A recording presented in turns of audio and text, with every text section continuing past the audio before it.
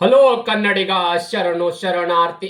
ಪ್ರೀತಿಯ ಸ್ನೇಹಿತರೆ, ಇವತ್ತಿನ ನಮ್ಮ ಒಂದು ಜಾಬ್ ಸರ್ಚ್ನಲ್ಲಿ ಏನಪ್ಪಾ ಅಂತಂದ್ರೆ ಕಂದಾಯ ಇಲಾಖೆ ನೇಮಕಾತಿ 2025 ಅಂದ್ರೆ ಕರ್ನಾಟಕ ಸರ್ಕಾರ ನೇಮಕಾತಿಯಾಗಿದ್ದು FDA ಹುದ್ದೆಗಳ ಅರ್ಜಿಗಳನ್ನು ಆಹ್ವಾನಿಸಲಾಗಿದೆ. ಮಿಸ್ ಮಾಡದೆ ಮಹಿಳಾ ಮತ್ತು ಪುರುಷ ಅಭ್ಯರ್ಥಿಗಳು ಅರ್ಜಿಗಳನ್ನು ಸಲ್ಲಿಸಿ. ಯಾವುದಪ್ಪ ಅಂದ್ರೆ ತಹಸೀಲ್ದಾರ ಮತ್ತು ವಿವಿಧ ಹುದ್ದೆಗಳ ಅರ್ಜಿಗಳನ್ನು ಆಹ್ವಾನಿಸಲಾಗಿದೆ. ಅವರಿಗಿರ್ತಕ್ಕಂಥ ವೇತನ 55,000 ರೂಪಾಯಿಯಿಂದ ವೇತನವನ್ನು ಪ್ರಾರಂಭವಾಗಲಿದೆ. ಹಾಗಾದರೆ ಈ ಒಂದು ಅಪ್ಲಿಕೇಶನ್ ಹಾಕಬೇಕಾದ್ರೆ ಯಾವ ಒಂದು ವಯೋಮಿತಿ ಒಳಗಡೆ ಇರ್ತಕ್ಕಂಥ ಅಭ್ಯರ್ಥಿಗಳು ಅರ್ಜಿ ಸಲ್ಲಿಸಬಹುದಾಗಿದೆ, ಯಾವ ಒಂದು ಕ್ವಾಲಿಫಿಕೇಶನ್ ಆಗಿರ್ತಕ್ಕಂಥ ಅಭ್ಯರ್ಥಿಗಳು ಹುದ್ದೆಗೆ ಅರ್ಜಿ ಸಲ್ಲಿಸಬಹುದಾಗಿದೆ, ಅದೇ ರೀತಿ ಆಯ್ಕೆ ವಿಧಾನ ಹೇಗೆ ನಡೆಯಲಿದೆ ಮತ್ತು ಅರ್ಜಿಯ ಶುಲ್ಕ ಎಷ್ಟು, ಕುಲಂಕುಷವಾಗಿ ನಾನು ನೋಟಿಫಿಕೇಶನ್ ಬಗ್ಗೆ ಫುಲ್ ಮಾಹಿತಿ ನಾನು ನಿಮಗೆ ಈ ವಿಡಿಯೋದಲ್ಲಿ ತಿಳಿಸ್ಕೊಡ್ತೀನಿ. ಈ ವಿಡಿಯೋನ ಸ್ಕಿಪ್ ಮಾಡದೆ ಕೊನೆ ತನಕ ನೋಡಿ. ಅದರ ಜೊತೆಗೆ ಯಾರೆಲ್ಲ ನಮ್ಮ ಯೂಟ್ಯೂಬ್ ಚಾನಲ್ಗೆ ಮೊದಲ ಬಾರಿ ಭೇಟಿ ನೀಡಿದರೆ ಸಬ್ಸ್ಕ್ರೈಬ್ ಜೊತೆಗೆ ಬೆಲ್ ಐಕನ್ ಕ್ಲಿಕ್ ಮಾಡೋದನ್ನ ಮರೆಯಬೇಡಿ. ಯಾಕಪ್ಪ ಅಂದ್ರೆ ಪ್ರತಿನಿತ್ಯ ನಾವು ಕೇಂದ್ರ ಸರ್ಕಾರ ಮತ್ತು ರಾಜ್ಯ ಸರ್ಕಾರದ ಹೊಸ ಹೊಸ ಉದ್ಯೋಗ ಮಾಹಿತಿ ಕೊಡಲಿಂದ ತಪ್ಪದೆ ನೋಟಿಫಿಕೇಶನ್ ನಿಮಗೆ ಬರಲಿದೆ.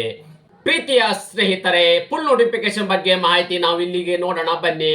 ಇಲ್ಲಿ ನೋಡಿ, ಯಾವ ಒಂದು ಇಲಾಖೆಯಿಂದ ಅಧಿಸೂಚನೆ ಬಿಡುಗಡೆ ಆಗಿದೆಯಪ್ಪ ಅಂತಂದ್ರೆ ಸ್ಪೆಷಲ್ ಆಫೀಸರ್ ಮತ್ತು ಇಲ್ಲಿ ಕಾಂಪ್ಲಿಮೆಂಟ್ ಮತ್ತು ಹತೋಟಿ SPL OCA ಇರ್ತಕ್ಕಂಥ ಇಲಾಖೆಯಿಂದ ಅಧಿಸೂಚನೆ ಬಿಡುಗಡೆ ಇದೆ. ಹಾಗಾದರೆ ಎಷ್ಟು ಹುದ್ದೆಗಳು, ಯಾವ ಹುದ್ದೆಗಳು ಅಂತ ನಾವಿಲ್ಲಿ ನೋಡಾದ್ರೆ ತಹಸೀಲ್ದಾರ್, ಡೆಪ್ಟಿ ತಹಸೀಲ್ದಾರ್, FDC ಮತ್ತು ಅಕೌಂಟ್ ಸೂಪರಿಂಟೆಂಡೆಂಟ್ ಇರ್ತಕ್ಕಂಥದ್ದು, ಫೈನಾನ್ಸ್ ಅಂಡ್ ಆಡಿಟ್ ಆಫೀಸರ್ ಇರ್ತಕ್ಕಂಥ ಅಂದ್ರೆ ಈ ತರದ ವಿವಿಧ ಹುದ್ದೆಗಳ ಅರ್ಜಿಗಳನ್ನು ಆಹ್ವಾನಿಸಲಾಗಿದೆ. ಹಾಗಾದರೆ ಈ ಎಷ್ಟು ಹುದ್ದೆಗಳಿದಾವೆ ಒಟ್ಟಾರೆಯಾಗಿ ನಾವು ಅಂತ ನೋಡೋದಾದ್ರೆ ನಂಬರ್ ಆಫ್ ವೇಕೆನ್ಸಿ ಎಷ್ಟಿರ್ತಕ್ಕಂಥದ್ದು 4 ಹುದ್ದೆಗಳ ಅರ್ಜಿಗಳನ್ನು ಆಹ್ವಾನಿಸಲಾಗಿದೆ. ಹಾಗಾದ್ರೆ ಆಯ್ಕೆ ಇರ್ತಕ್ಕಂಥ ಅಭ್ಯರ್ಥಿಗಳು ಎಲ್ಲಿ ಕೆಲಸವನ್ನು ಮಾಡಬೇಕಪ್ಪ ಅಂದ್ರೆ ಬೆಂಗಳೂರಿನಲ್ಲಿ ಕರ್ತವ್ಯವನ್ನ ನಿರ್ವಹಿಸಬೇಕಾಗತ್ತೆ. ಅದೇ ರೀತಿ ಆಯ್ಕೆ ಇರ್ತಕ್ಕಂಥ ಅಭ್ಯರ್ಥಿಗಳಿಗೆ ಪ್ರತಿ ತಿಂಗಳು ಸಿಗ್ತಕ್ಕಂಥ ವೇತನ ಎಷ್ಟು ಅಂತ ನೋಡೋದಾದ್ರೆ ನಾವಿಲ್ಲಿ 39,983ರಿಂದ 56,000 ರೂಪಾಯಿ ಇಲ್ಲಿ ಪ್ರತಿ ತಿಂಗಳು ಸಿಗ್ತಕ್ಕಂಥ ವೇತನವಾಗಿರುತ್ತೆ.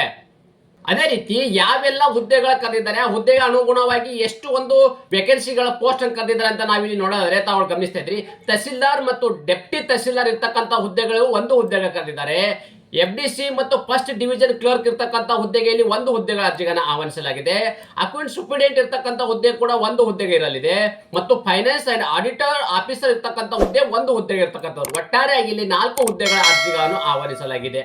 ಅದೇ ರೀತಿ ಯಾವ ಒಂದು ಕ್ವಾಲಿಫಿಕೇಶನ್ ಆಗಿರ್ತಕ್ಕಂಥ ಅಭ್ಯರ್ಥಿಗಳು ಈ ಹುದ್ದೆಗೆ ಅರ್ಜಿಗಳನ್ನ ಸಲ್ಲಿಸಬಹುದು ಅಂದ್ರೆ ಎಜುಕೇಶನ್ ಕ್ವಾಲಿಫಿಕೇಶನ್ ಅಲ್ಲಿ ನಾವು ಡೀಟೇಲ್ಸ್ ಅನ್ನು ನೋಡೋದಾದ್ರೆ ತಹಸೀಲ್ದಾರ್ ಮತ್ತು ಡೆಪ್ಟಿ ತಹಸೀಲ್ದಾರ್ ಇರ್ತಕ್ಕಂಥದ್ದು ಇವರು ಡಿಗ್ರಿನ ಪಾಸ್ ಆಗಿರ್ತಕ್ಕಂಥ ಅಭ್ಯರ್ಥಿ ಅಂದ್ರೆ ಪದವಿನ ಪಾಸ್ ಆಗಿರ್ತಕ್ಕಂಥ ಅಭ್ಯರ್ಥಿಗಳು ಹುದ್ದೆಗೆ ಅರ್ಜಿ ಸಲ್ಲಿಸಬಹುದಾಗಿದೆ. ಅದೇ ರೀತಿ FDC ಫಸ್ಟ್ ಡಿವಿಷನ್ ಕ್ಲರ್ಕ್ ಇರ್ತಕ್ಕಂಥ ಹುದ್ದೆಗೆ ಸಂಬಂಧಪಟ್ಟ ಅಭ್ಯರ್ಥಿಗಳು ಇಲ್ಲಿ MCOM ಅನ್ನ ಹೊಂದಿರತಕ್ಕಂಥ ಅಭ್ಯರ್ಥಿಗಳು ಹುದ್ದೆಗೆ ಅರ್ಜಿ ಸಲ್ಲಿಸಬಹುದಾಗಿದೆ. ಅಕೌಂಟ್ ಸೂಪರಿಂಟೆಂಡೆಂಟ್ ಇರ್ತಕ್ಕಂಥ ಹುದ್ದೆಗೆ ಸಂಬಂಧಪಟ್ಟ ಅಭ್ಯರ್ಥಿಗಳು ಇವರು ಕೂಡ ಇಲ್ಲಿ MCOM ಅನ್ನ ಹೊಂದಿರತಕ್ಕಂಥ ಅಭ್ಯರ್ಥಿಗಳು ಹುದ್ದೆಗೆ ಅರ್ಜಿ ಸಲ್ಲಿಸಬಹುದಾಗಿದೆ. ಫೈನಾನ್ಸ್ ಅಂಡ್ ಆಡಿಟ್ ಆಫೀಸರ್ ಇರ್ತಕ್ಕಂಥ ಹುದ್ದೆಗೆ ಸಂಬಂಧಪಟ್ಟ ಅಭ್ಯರ್ಥಿಗಳು ಇವರು BCom ಮತ್ತು B ಮತ್ತು MTech ಅನ್ನ ಹೊಂದಿರತಕ್ಕಂಥ ಅಭ್ಯರ್ಥಿಗಳು ಈ ಹುದ್ದೆಗೆ ಅರ್ಜಿಯನ್ನು ಸಲ್ಲಿಸಬಹುದಾಗಿದೆ. ನಾವು ಇಲ್ಲಿ ವಯೋಮಿತಿ ಬಗ್ಗೆ ಗಮನ ಹರಿಸೋಣ ಬನ್ನಿ. ಮೊದಲದಾಗಿ ಏನಪ್ಪಾ ಅಂದ್ರೆ ತಹಸೀಲ್ದಾರ್ ಮತ್ತು ಡೆಪ್ಟಿ ತಹಸೀಲ್ದಾರ್ ಇರ್ತಕ್ಕಂಥ ಹುದ್ದೆಗಳಿಗೆ ಮ್ಯಾಕ್ಸಿಮಮ್ ಇಲ್ಲಿ 65 ವರ್ಷ ಒಳಗಡೆ 65 ವರ್ಷವಾಗಿರಬೇಕು. ಮ್ಯಾಕ್ಸಿಮಮ್ ಎಷ್ಟು 65 ವರ್ಷ. FDC ಫಸ್ಟ್ ಡಿವಿಷನ್ ಕ್ಲರ್ಕ್ಗೆ ಇಲ್ಲಿ ಆಸ್ ಪರ್ ರೂಲ್ ಇರ್ತಕ್ಕಂಥದ್ದು. ಅದೇ ರೀತಿ ಇಲ್ಲಿ ಅಕೌಂಟ್ ಸೂಪರಿಂಟೆಂಡೆಂಟ್ ಇರ್ತಕ್ಕಂಥವ್ರು ಕೂಡ ಇಲ್ಲಿ ಆಸ್ ಪರ್ ರೂಲ್ ಇರ್ತಕ್ಕಂಥದ್ದು. ಫೈನಾನ್ಸ್ ಅಂಡ್ ಆಡಿಟರ್ ಆಫೀಸರ್ ಇರ್ತಕ್ಕಂಥದ್ದು ಆಸ್ ಪರ್ ರೂಲ್. ನೋಡಿ, ಇದು 65 ಇಯರ್ಸ್ ಅನ್ನೋದು ಏನಿದೆ ಅಂದ್ರೆ ಇವೆಲ್ಲವೂ ಏನು ಹುದ್ದೆಗಳು ಕರೆದಿದ್ದಾರೆ, ಎಲ್ಲಾ ಹುದ್ದೆಗಳು ಇದು ಒಂದು ತಾತ್ಕಾಲಿಕವಾಗಿರ್ತಕ್ಕಂಥ ಹುದ್ದೆಗಳು ಅಂದ್ರೆ ನಿಮಗೆ ಪರ್ಮಿಟ್ ಬೇಸ್ ಇರ್ತಕ್ಕಂಥ ಹುದ್ದೆಗಳಾಗಿರೋದಿಲ್ಲ, ತಾತ್ಕಾಲಿಕವಾಗಿರ್ತಕ್ಕಂಥ ಹುದ್ದೆಗಳು.